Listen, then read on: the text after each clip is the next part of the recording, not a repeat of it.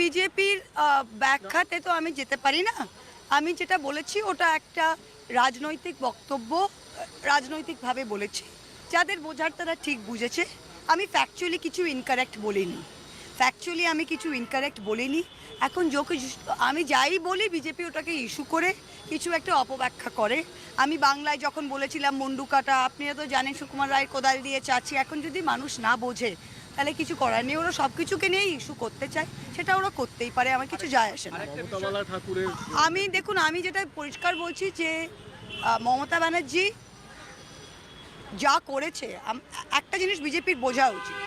BJP বাংলায় vote পায় না বা ভোটে জিততে পারে না যারা ওদের, তারপর ওরা কি করে, ওরা বাংলাকে বঞ্চনা করে।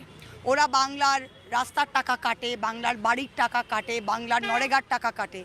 মমতা ব্যানার্জি কিন্তু যেখানে বনগাঁ আমরা জিতিনি,